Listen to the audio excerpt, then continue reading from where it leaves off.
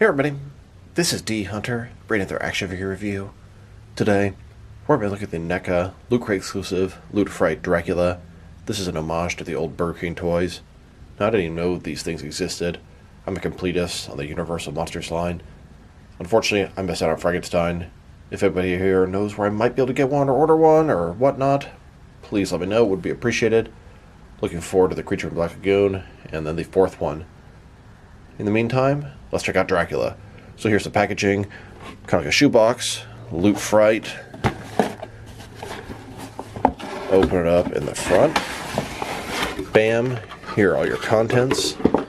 So here's the actual Dracula figure, monsters, a little Ziploc bag, very small. Dracula, collect all four. I would love to, hope I get a chance. A couple different pins. Pretty cool. T-shirt, looks like Nosferatu. And then some socks. I guess these are bats for Dracula. And here are the contents of the Loot Crate laid out. Now this review is mostly going to be about the figure, so let's check out the other contents real quick. So we have this T-shirt, Nosferatu. It looks pretty good. Mine, annoyingly, has some gray paint from Nosferatu on the bottom there. Hopefully I can scratch that off. It looks cool. I'll wear that, sure, why not? A little card here, checklist, collect all four. It's pretty bent and beat up. It's not really a collector card, mostly just an advertisement. I probably wouldn't keep that. A little Dracula sticker. You got the two pins here. They're actually pretty cool. Then we have these socks. Open them up. Yeah, sure, I could wear these. Why not? And then we have Dracula himself. So now let's take a look at the figure. He comes with one accessory, removable cape. So, Dracula here, like I said, it's an homage to the old Burger King toys. Crappy paint job, and that is intentional. You can see the teeth, they don't look very good. The skin color's a little weird. Unfortunately, I don't have the small Burger King toy to compare him to. He's in the regular suit, the rest looks pretty normal. He's got the white shirt, white vest, black jacket, red necklace with the gold. You can see the little flap of his coat. Hands have that sort of weird off, kind of yellowish color. Single jointed knees, single jointed elbow. Overall, it's a cool figure, very specific. I mean, honestly, it looks bad, but it achieved the goal exactly like it's supposed to.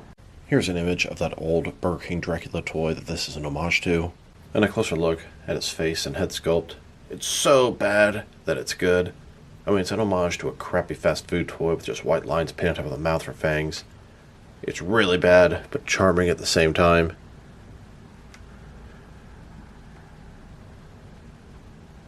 It looks kind of ridiculous with this kind of retro crappy paint job on top of a NECA figure with a great sculpt. It looks pretty weird with this retro sort of crappy paint job on top of this good NECA sculpt. And just like the regular release, you can take this guy's hands and head out. So when we compare it with the other ones, we'll see if the body's the same or if this perhaps adds to one of the older figures. Now to look at his one and only accessory. This is a big cloth soft goods cloak cape. Now it does have a hard plastic collar that will attach around the figure. Cape itself is made of a very sort of lightweight material. It's fantastic. I remember this being one of my favorite capes ever done before. Other lines could really take notes from NECA on this.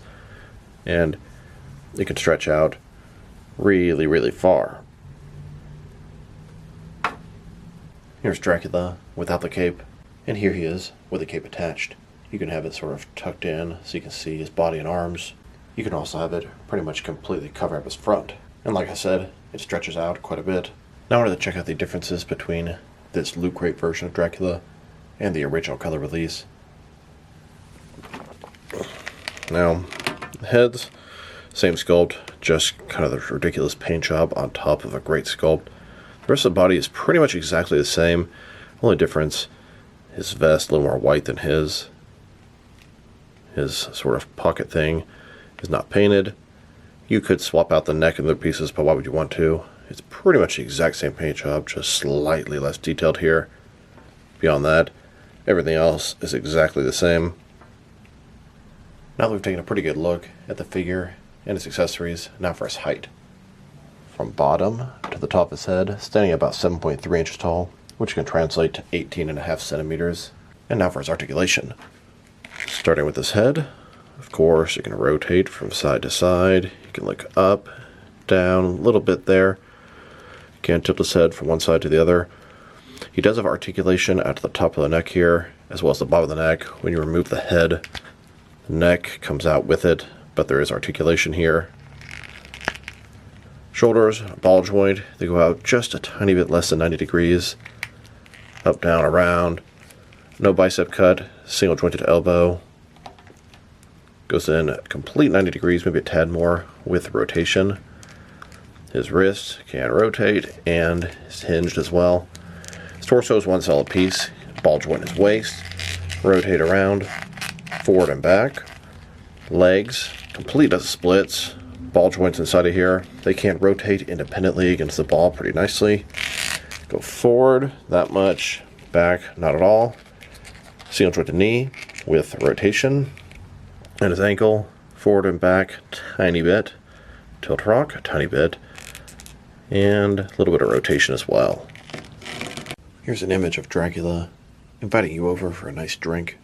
And here's a close-up look at Dracula getting ready to bite. He's on the prowl. Here's a look at this Dracula with his cape spread out next to both the color and black and white versions. Now let's check them out next to some other action figures, starting off with some other NECA Universal Monsters. Here he is, next to the original color version of Dracula. And here he is, next to the black and white version of Dracula. Here are all three versions of NECA's Dracula figures. I also have the glow-in-the-dark Remco version on pre-order. I could see them possibly doing a black and white version of the original release, not just the Abney version, which is slightly different. Here's this Dracula next to NECA's Frankenstein, the first figure to start the Universal Monster line.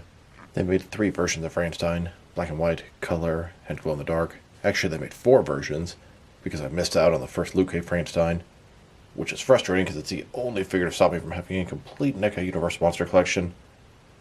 Hopefully I'll find one out there eventually, maybe Big Bad Toy Store, maybe when he gets a message tree. You never know.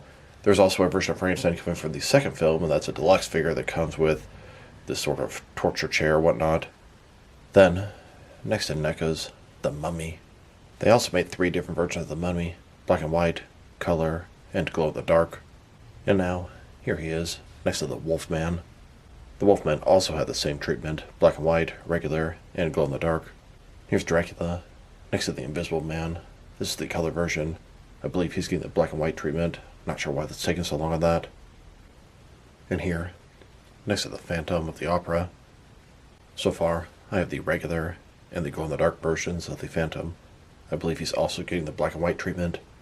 Here's his Dracula, next to the Bride of Frankenstein, the color version. She also got both the regular and black and white treatments. And finally, next to NECA's Creature from the Black Lagoon, one of my favorite NECA Universal Monster figures. The creature also got the royal treatment, black and white, color, glow-in-the-dark. I also have the Loot Crate one on pre-order. Here's my entire collection of NECA Universal Monster figures. It's complete, except for the Loot Crate Frankenstein. There are a ton of figures on the upcoming, a ton of color figures, black and white, glow-in-the-dark, Loot Crate, they're pumping out, firing all cylinders, all variations. Here's this Dracula, next to some more modern NECA horror icons.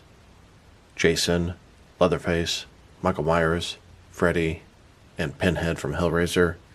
Now let's check them out, next to some action figures from different various companies, so we can see how it fits in both scale and style-wise, in case you want to know which lines you can mix them with. Since he's a NECA figure, they're typically the 7-inch scale. I'm going to start off my comparisons with some of the large action figure lines I collect, and work way smaller. But first, let's check them out with some of his NECA brothers. In front of you are 5 different action figure lines, all from NECA Toys, all 7-inch scale.